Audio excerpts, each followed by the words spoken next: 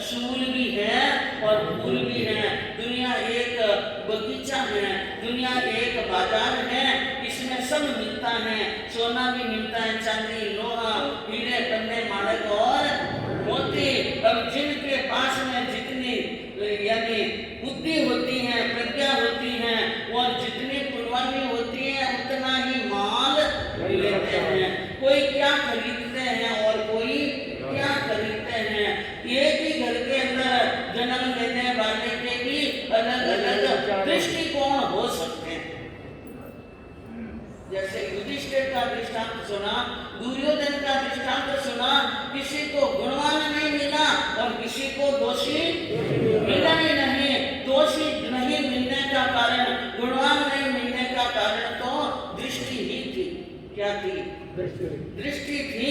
इसीलिए कहा कि गुणग्राही गुण लेते हैं और अवगुण लेवे मांडो के एक बाड़ी में नींद दे खरबूजों में कांडो। एक ही बाड़ी में, एक ही खेत के अंदर खरबूजा भी पैदा होता है और प्याज भी पैदा होता है। कोई सुगंध देने वाला फूल भी है, दुर्गंध वाला भी है। माड़ी दो पानी कोई खाद सबको डालता है, लेकिन किसी ने सुगंध ग्रहण की और किसी ने हाँ। इसीलिए कहते हैं कि जैसी जितनी जो योग्यता है उनके अनुसार लेता है। मनुष्य को जीवन के अंदर जो जीवन मिला है उनमें गुण लेना सीखना चाहिए, आत्मा को जानना चाहिए, दूसरों के दोष न देखें।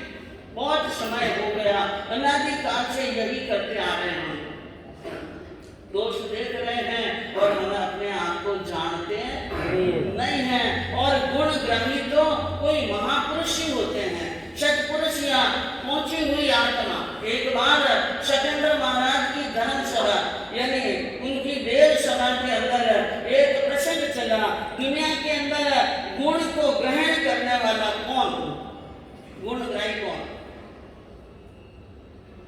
इंद्र ने कहा श्री कृष्ण।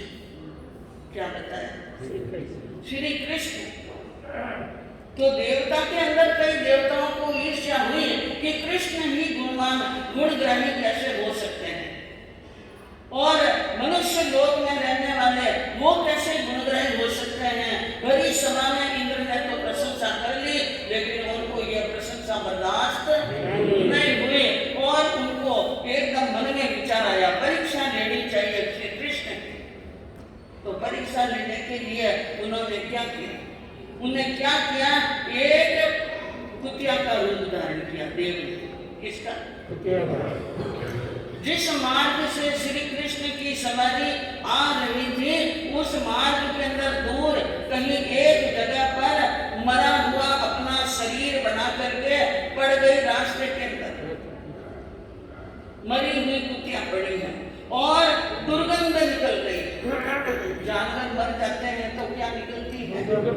हाँ, मनुष्य की भी निकलती है मरने के बाद में, क्योंकि ये औदारिक शरीर है, सड़ जाए, गड़ जाए, पड़ जाए, नष्ट हो जाए, मरने के बाद गले पर पड़ा रहता है। ये औदारिक शरीर का स्वभाव है। जीव आत्मा है तब तक ठीक, आत्मा निकलते ही यह वास उठने लग जाता है। इसलिए वहां पर उस कुतिया के शरीर से दुर्गंध निकल रही और श्री कृष्ण जा रहे थे। उनके साथ में 1, 2, 10 नहीं थे, सैकड़ों लोग साथ में थे जो आगे आगे जा रहे थे। उनको उन रास्ते में दुर्गंध आई तो वो रास्ता मोड़ने लगे और दुर्गंध आने लगी तो कोई नाक पर कपड़ा रखने लगा, कोई मुख बांधने लगा और कोई रास्ता बदलने लगा, इधर उधर देखने लगा। रास्ता जैसे ही बदला, श्री कृष्ण ने पूछा क्या बात है, क्यों रास्ता बदल रहे हो और ये नाक पर कपड़ा क्यों लगाया? तो उन्होंने कहा कि स्वामी, रास्ते के अंदर दुर्गंध आ रही है। किसकी दुर्गंध आ रही है? किसी को पता था, इसलिए कह दिया कि रास्ते में एक मरी हुई कुतिया बड़ी है और उसके मुंह से, उनके शरीर से क्या आ रही है? दुर्गंध आ रही है। उनके सामने वहां पर दूर से इतनी दुर्गंध आ रही है तो उनके पास से होकर के निकलेंगे तो हालत खराब हो जाएगी, सिर फटने लगेगा।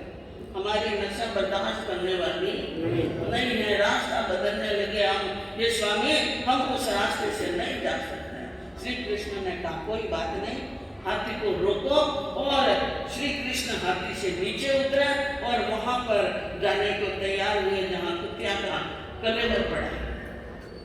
सबने कहा वहां मत जाइए, वहां पर खड़ा रहना आपकी बात नहीं है, बहुत दुर्गंध आ रही है, बड़ी सड़ी गली है, आंखों से देख नहीं सकते, नाक में उसकी गंध गई तो सिर फटने लग जाएगा, आप न जाइए। उन्होंने कहा नहीं, एक बार मुझे उसको देखना है और उनके शरीर का निरीक्षण करना है। श्री कृष्ण पहुंच गए वहां पर और वहां जाकर के उन्होंने उन कुतिया के शरीर को देखा। किसको देखा? दुर्गंध तो बहुत जोरदार आ रही थी, दुर्गंध तो बहुत जोरदार आ रही थी श्री कृष्ण को, और लेकिन उन्होंने उस शरीर को देखा और देख करके, क्योंकि उनको मालूम है कि चाहे कैसा ही इंसान हो, कैसा ही जानवर हो, कोई न कोई तो अच्छाई जरूर होगी। ये उनकी एक आदत थी श्री कृष्ण की, गंदगी में भी अच्छाई को ढूंढ लेना। इसलिए उन्होंने थोड़ा और नीचे झुक करके देखा तो कुतिया मरी हुई पड़ी थी, उनका मुंह खुला हुआ था। मुंह क्या हुआ था? खुला हुआ था और मुंह खुला हुआ था। नीचे झुक करके देखा, उसके मुंह के अंदर जो दांतों की बत्ती सी थी, यानी खरे मोतियों की तरह चमक रही। श्री कृष्ण ने कहा कि कुतिया के शरीर से दुर्गंध तो बड़ी जोरदार आ रही है, लेकिन इनके मुख के अंदर जो दांतों की बत्ती सी है ना, वो बत्ती सी एकदम खरे मोतियों की तरह चमक रही है। दांत की साइड एक जैसी, कलर एकदम सफेद शंख के जैसा और दूध के जैसा इनका, और एकदम साफ सुथरा। कई जानवरों की एक विशेषता होती है, कुत्ते की जीभ कभी मैली नहीं होती। देखा कुत्ते की जीभ नहीं देखा।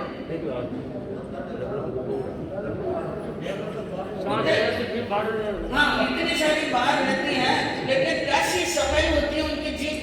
और आपा नहीं करा सफेद दांत जीभ नहीं तो कहीं जम जाए, डर जम जाए, और डॉक्टर नहीं करा तो हाँ बदबू आने लग जाए, और कुत्ता कौन सा दातन करे तो भी उनके दांत क्या होते हैं, हाँ, और जीभ पर कोई ब्रश नहीं रगड़ते हैं, कुछ नहीं करते हैं, तो भी उनकी जीभ कैसी, हाँ, और हम बीमार होते थे डॉक्टर को आकर क्या देखते हैं, जीभ निकाल कर के जीभ पर, और जीभ के ऊपर क्या है उनको देखकर पता लगाता है कि इनके बीमारी क्या बीमारी होता डॉक्टर ही जाने। तो मेरे कहने का मतलब है श्री कृष्ण ने कहा कि इनके दांत बहुत सुंदर है, बत्तीसी बहुत सुंदर है, मोतियों की तरह चमक रहे हैं, और बंधुओं वो जो देव कुतिया का रूप बना करके वहां पर पड़ा था वो एकदम अपनी माया समेटता है और देव रूप धारण करता है और वासुदेव श्री कृष्ण को नमस्कार करता है। जैसा इंद्र ने आपके गुण की प्रशंसा की है उनसे भी कई गुना आप अधिक हैं, आप गुणग्राही हैं। मैं कहूँ वहां श्री कृष्ण ने तो ऐसी गंदी कलेवर वाली कुतिया के अंदर भी क्या देख लिया, गुण देख लिया। हम कैसे कर्महीन, जब 100 अच्छाइयाँ 90 अच्छाइयाँ हो तो भी हमारा अच्छाइयों पर ध्यान नहीं जाता है, किस पर ध्यान जाता है, हाँ बुराई पर जाता है, आप बुरे ही हैं, वो बुरे ही हैं, वो है, यानी गुण क्या है, गुण तो याद नहीं आता। याद रख लेना संस्कृति के हैं कि नहीं है, इनका एक ही है, गुण पे दृष्टि जारी, पहली दृष्टि किस पे जानी चाहिए, गुण पर, पहली दृष्टि गुण की तरफ जा रही है तो पक्की गारंटी के साथ में विश्वास कर लेना मैं संस्कृति हूँ। अगर पहली दृष्टि में अवगुण ही जाता है तो समझना बाद में गुण समझ में आवे, पहले अवगुण जाए तो समझना थोड़ा बहुत फर्क तो है, लेकिन अभी संस्कृत के दूर हूँ, संस्कृत के क्या दूर हूँ, हाँ क्या ढूंढता है बुराई किसी में, क्या ढूंढता है बुराई किसी में, तुझसी बुराई, तुझसी बुराई ना मिलेगी किसी में, क्या ढूंढता है बुराई किसी में। पहले तो तुम अपने आप को संभालो, पहले तो तुम अपने आप को संभालो, देखो न दोष तुम खुद के निकालो, देखो न दोष तुम खुद के निकालो, बुरा है बुरा है, बुरा है बुरा है, बताना किसी का, क्या ढूंढता है बुराई किसी में।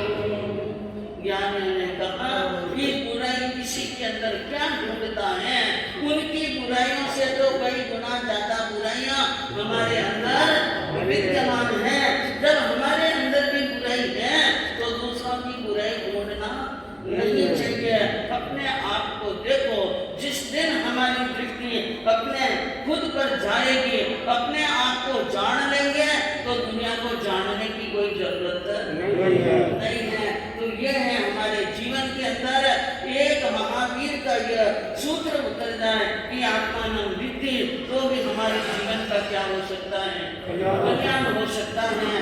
पाप करते समय, धर्म करते समय समाहित करो, प्रतिक्रमण करो, औषध करो, दया करो, व्रत करो, कुछ भी करो, उनके फल के साथ में और उनकी साधना के पहले साधना होनी चाहिए।